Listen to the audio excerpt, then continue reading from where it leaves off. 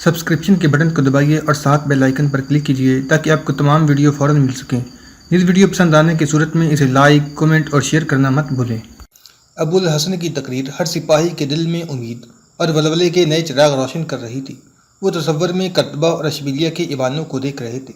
وہ کسلا کے ایوان شاہی پر اپنی فتح کے پرچم لہرا رہے تھے۔ وہ برسوں کے غلام مسلمانوں کی آنکھوں میں تشکر کے آنسو دیکھ رہے تھے۔ وہ اپنی قوم کے مظلوم بھائیوں اور بہنوں سے یہ کہہ رہے تھے کہ اب تم آزاد ہو، اب ہمیں کوئی غلام نہیں بنا سکتا، اندلس ہمارا ہے۔ ہم نادم ہیں کہ ہم اتنی دیر تمہاری حالت سے بے پرواہ رہے۔ لیکن ابو الحسن بولتے بولتے رک گیا۔ اس کی توجہ تھوڑی دیر کے لیے ایک سوار نے اپنی طرف مبذول کر لی جو پوری رفتار سے گھوڑا بھگاتا ہوا آ رہا تھا۔ سوار گھوڑے سے اترا اور کسی سے بات کیے بغیر لوگوں کو ادھر ادھر ہٹاتا ہوا آگے بڑھا۔ ایک سپاہی نے اسے بازو سے پکڑ کر روکنے کی کوشش کی، لیکن اس نے جھٹکا دے کر اپنا بازو چھڑا لیا اور بدستور آگے بڑھتا گیا۔ جب لوگوں کو یہ احساس ہوا کہ وہ ابو الحسن کے پاس جانا چاہتا ہے تو وہ ادھر ادھر ہٹ کر اسے راستہ دینے لگے۔ ابو الحسن کے دل کی دھڑکنیں یہ گواہی دے رہی تھیں کہ یہ سوار کوئی اچھی خبر لے کر نہیں آیا۔ تاہم اس نے ہاتھ کے اشارے سے نوارد کو روکا اور لوگوں کو اپنی طرف متوجہ کرنے کے لیے دوبارہ تقریر شروع کی۔ الزغل جو ابو الحسن کے پاس کھڑا تھا نوارد کی طرف بڑھا اور اس کے قریب پہنچ کر بولا، تم غرناطہ سے آئے ہو؟ نوارد نے جواب دیا، ہاں میں ایک بہت ضروری خبر لے کر آیا ہوں۔ تمہیں موسیٰ نے بھیجا ہے؟ نہیں، میں خود آیا ہوں۔ اگر تم موسیٰ کی طرف سے نہیں آئے تو تمہاری خبر اہم نہیں ہو سکتی، اور تمہیں اس بات کا لحاظ رکھنا چاہیے تھا کہ اس اجتماع کے سامنے سلطان غرناطہ تقریر فرما رہے ہیں۔ لیکن جن حالات میں یہاں پہنچا ہوں ان سے واقف ہونے کے بعد آپ میری اس جسارت کو قابل معافی سمجھیں گے۔ الزغل نے کہا، کہو کیا کہتے ہو؟ نوارد نے ادھر ادھر دیکھنے کے بعد کہا، یہاں نہیں۔ الزغل نے پریشان ہو کر کہا، میرے ساتھ ہو۔ اجتماع سے ایک طرف ہٹ کر الزغل نے نوارد کی طرف دیکھا اور کہا، مجھے کوئی بری خبر سنانے سے پہلے یہ بتاؤ کہ تم کون ہو، تاکہ میں اس کی اہمیت کا اندازہ کر لوں اور یہ بھی سوچ لوں کہ جنگ کے زمانے میں جھوٹی افواہیں پھیلانے والوں کے ساتھ بہت برا سلوک کیا جاتا ہے۔ نوارد نے کہا، اگر آپ غور سے دیکھتے تو مجھے پہچان لیتے۔ میں الحمرا کے داروغہ کا بیٹا ہوں، حبیرہ بن سعید کا شاگرد ہوں۔ چند دنوں سے میں موسیٰ کے ساتھ جہاد کی تبلیغ کر رہا ہوں۔ فوج کے بہت سے آدمی مجھے پہچانتے ہیں، لیکن جو افسوسناک خبر میں لے کر آیا ہوں اگر وہ غلط ثابت ہو جائے اور میں اس کے عوض تختہ دار پر لٹکا دیا جاؤں تو بھی مجھے خوشی ہوگی۔ خدا کرے میرا یہاں آنا ایک خواب ہو اور غرناطہ میں جو کچھ میں نے دیکھا اور سنا ہے وہ بھی ایک خواب ہو۔ نوارد کی آنکھوں میں آنسو چھلک رہے تھے۔ اتنی دیر میں الزیگری ان کے پاس پہنچا۔ اس نے نوجوان کو دور سے پہچان کر کہا، سلیمان، خیر تو ہے؟ سلیمان نے ایک لمحہ کے لیے الزیگری کی طرف دیکھا اور پھر الزغل کی طرف متوجہ ہوا۔ میں بہت بری خبر لے کر آیا ہوں، غرناطہ میں بغاوت ہو چکی ہے۔ الزغل نے چلا کر کہا، نہیں نہیں، تم نے خواب دیکھا ہے۔ موسیٰ کی موجودگی میں بغاوت ممکن نہیں، تم نے خواب دیکھا ہے۔ تم دشمن کے جاسوس ہو اور ہماری توجہ محاذ جنگ سے ہٹانا چاہتے ہو۔ کہو یہ جھوٹ ہے۔ الزغل اضطراری حالت میں سلیمان کو دونوں بازوؤں سے پکڑ کر جھنجھوڑ رہا تھا اور سلیمان بار بار یہ کہہ رہا تھا، کاش یہ جھوٹ ہوتا، لیکن یہ جھوٹ نہیں، کاش یہ جھوٹ ہوتا۔ لیکن موسیٰ اور بغاوت، یہ ناممکن ہے، تم دیوانے ہو۔ سلیمان نے کہا، موسیٰ ابو عبداللہ کی قید میں ہے۔ الزغل نے سلیمان کو دھکا دے کر زمین پر گرا دیا اور الزیگری سے کہا، اسے لے جاؤ، یہ دیوانہ ہے۔ ابو عبداللہ مجھے قتل کر سکتا ہے، اپنے باپ کو قید کر سکتا ہے، لیکن موسیٰ پر وہ جان دیتا ہے، اس پاگل کو لے جاؤ۔ سلیمان نے کہا، آج شام تک میری خبر کی تصدیق کرنے کے لیے اور بہت سے لوگ آ جائیں گے۔ ابو عبداللہ نے اپنی امارت کا اعلان کر دیا ہے۔ اس نے باغیوں کو رہا کر دیا ہے اور عرب عہدیداروں کی جگہ انہیں مقرر کر دیا ہے جن عمراء نے اس کی امارت تسلیم کرنے سے انکار کیا تھا۔ ان میں سے چند قتل کیے جا چکے ہیں اور باقی قید کر لیے گئے ہیں۔ الحمرا پر بربری اور ہسپانوی عمراء کا قبضہ ہے اور شہر میں وہ اپنے قبائل کے لوگوں کو عربوں کے ساتھ لڑا رہے ہیں۔ میں یہ نہیں کہہ سکتا کہ اب تک کتنے مکانات جل چکے ہیں اور کتنے آدمی مارے گئے ہیں۔ مجھے ڈر ہے کہ اب تک یہ آگ غرناطہ کے آس پاس کی بستیوں میں بھی پہنچ گئی ہوگی۔ ابو الحسن ذرا دیر تقریر جاری نہ رکھ سکا۔ اس کی توجہ بار بار الزغل اور الزیگری کی طرف مبذول ہو رہی تھی، اور جب وہ سلیمان سے باتیں کرنے کے بعد سر جھکائے اس کی طرف آ رہے تھے تو اس کا دل دھڑکنے لگا اور آواز بیٹھ گئی۔ الزغل کا چہرہ دیکھ کر اس کے لیے یہ اندازہ لگانا مشکل نہ تھا کہ ایلچی کوئی اچھی خبر لے کر نہیں آیا ہے۔ اس نے تقریر ختم کر کے ہاتھ اٹھا کر فتح کے لیے دعا مانگی اور جواب طلب نگاہوں سے الزغل کی طرف دیکھنے لگا۔ الزغل نے آگے بڑھ کر کہا، چلیے۔ ابو الحسن نے کہا، کہاں؟ خیر تو ہے؟ اپنے خیمے میں چلیے۔ الزغل کے مغموم لہجے سے ابو الحسن کا دل بیٹھا جا رہا تھا۔ وہ سٹیج سے اترا اور اس کے ساتھ اپنے خیمے کی طرف چل دیا۔ چند سرداروں نے اس کا ساتھ دینا چاہا، لیکن الزغل نے انہیں ہاتھ کے اشارے سے روکتے ہوئے کہا، آپ میرے خیمے میں جمع ہوں، ہم ابھی وہاں آتے ہیں۔ کچھ دور جا کر ابو الحسن نے سوال کیا، کوئی بری خبر سنانے سے پہلے مجھے اتنا ضرور بتاؤ کہ ایلچی کہاں سے آیا ہے۔ اتنی بڑی فتح کے بعد ہمیں معمولی حالات سے پریشان نہیں ہونا چاہیے۔ کہو کیا بات ہے، تمہاری خاموشی میرے لیے ناقابل برداشت ہو رہی ہے۔ الزغل نے کوئی جواب نہ دیا۔ سلیمان نے جو ابھی تک وہیں کھڑا تھا، الزغل کا اشارہ پا کر ان کے ساتھ ہو لیا۔ ابو الحسن سلیمان کی طرف متوجہ ہوا، تم کہاں سے آئے ہو؟ بتاؤ میری طرف کیا دیکھ رہے ہو؟ کہ تم یہ خبر لے کر نہیں آئے کہ سرحد کا کوئی گاؤں یا شہر ہمارے قبضہ سے نکل گیا ہے اور عیسائی وہاں کے مسلمانوں سے اپنی شکست کا بدلہ لے رہے ہیں؟ سلیمان نے جواب دینے کی بجائے الزغل کی طرف دیکھا اور اس نے سر کے اشارے سے اسے خاموشی کی تلقین کی۔ ابو الحسن کی قوت برداشت جواب دے چکی تھی۔ اس نے چلا کر کہا، الزغل، کہ ہم نے ایک ماں کا دودھ نہیں پیا ہے؟ کیا میں وہ خبر سننے کی ہمت نہیں رکھتا جس سے تم سن چکے ہو؟ کہ یہ قاصد کسی زلزلے کی خبر لے کر آیا ہے؟ کہ الحمرا میں آگ لگ گئی ہے؟ کہ ابو عبداللہ کو کوئی حادثہ پیش آ گیا ہے؟ خدا کی قسم، ایسی خبریں مجھے پریشان نہیں کر سکیں گی۔ اور اگر یہ قاصد یہ پیغام لایا ہے کہ عیسائیوں کا کوئی دستہ ہماری سرحد کے کسی غیر محفوظ قلعے پر قابض ہو گیا ہے، تو یہ خبر تم مجھے فوج کے سامنے سنا سکتے تھے۔ ہم نئے حالات کا مقابلہ کرنے کے لیے ایک دن پیش قدمی کا ارادہ ملتوی کر سکتے ہیں۔ الزغل، تمہاری زبان گنگ کیوں ہو گئی ہے؟ مجھے بتاؤ وہ کون سا نقصان ہے جس کی تلافی ان مجاہدوں کی تلوار نہیں کر سکتی؟ وہ کون سا محل گرا ہے جسے یہ مجاہد دوبارہ تعمیر نہیں کر سکتے؟ ایک سپہ سالار کی سب سے بڑی دولت اس کے سپاہی ہوا کرتے ہیں۔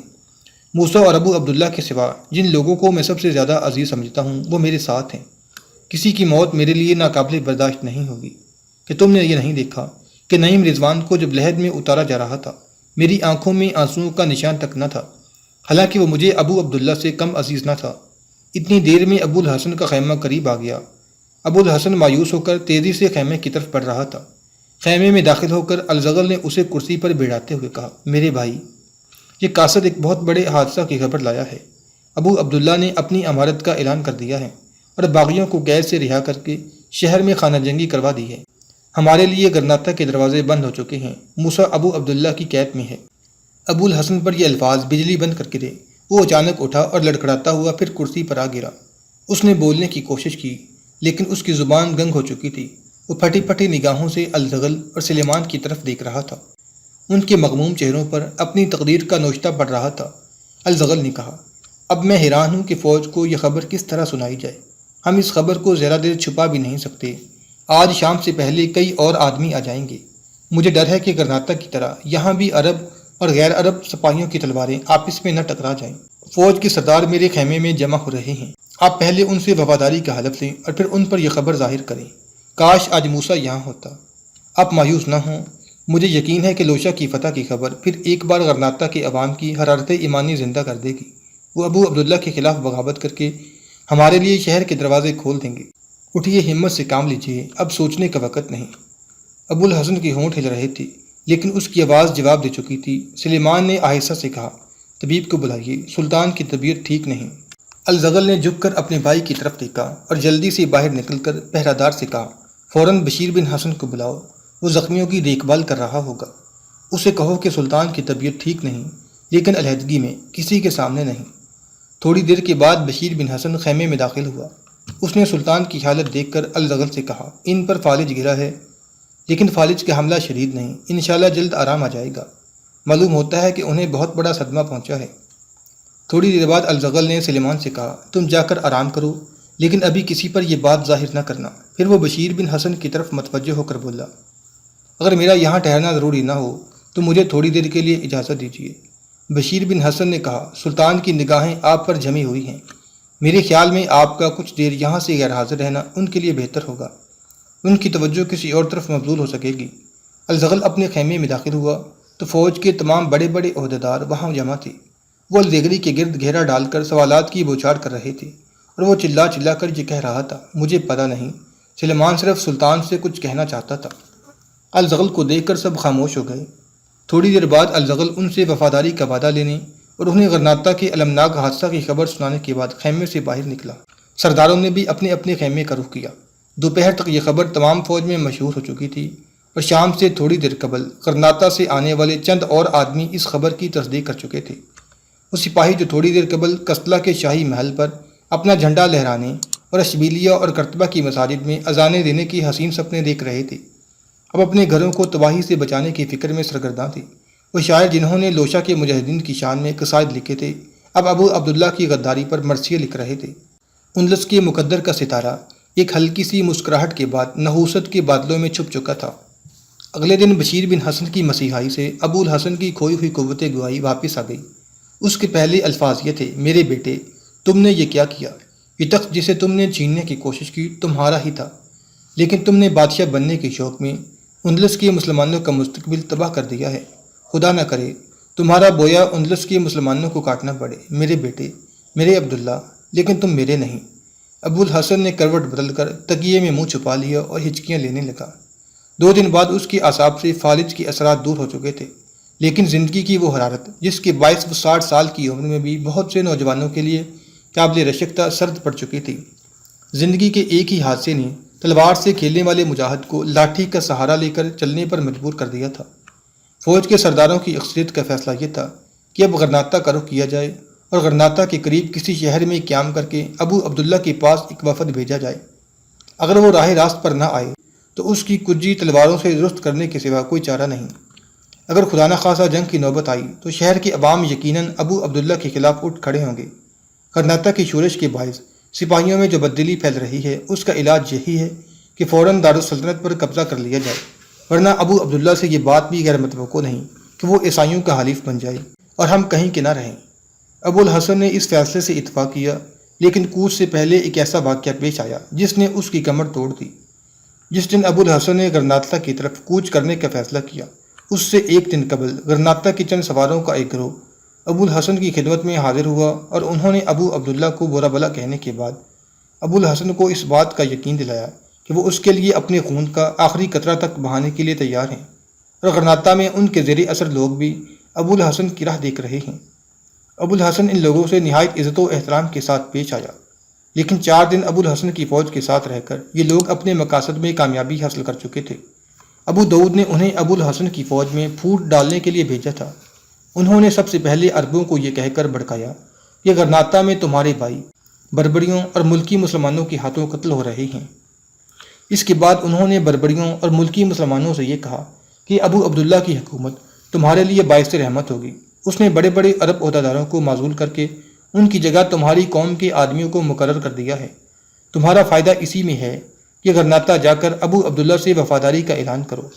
بعض سرداروں کو انہوں نے عہدوں کا لالچ دے کر اور بعض کو جو کسی فریب میں نہ آنے والے تھے، انہوں نے یہ کہا کہ فوج کے وہ عہدیدار جو ابو الحسن کا ساتھ دیں گے، ابو عبداللہ غرناطہ میں ان کے عزیزوں اور رشتہ داروں کو بدترین سزائیں دے گا۔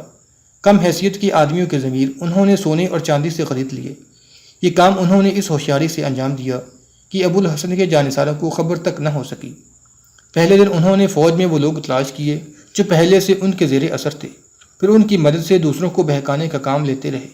ایک شام ابو الحسن کی فوج نے غرناطہ سے 20 کوس کے فاصلے پر پڑاؤ ڈالا، اور رات کے تیسرے پہر اسے معلوم ہوا کہ اس کی فوج میں سے 8000 بربری اور ہسپانوی اس کا ساتھ چھوڑ کر غرناطہ کا رخ کر رہے ہیں۔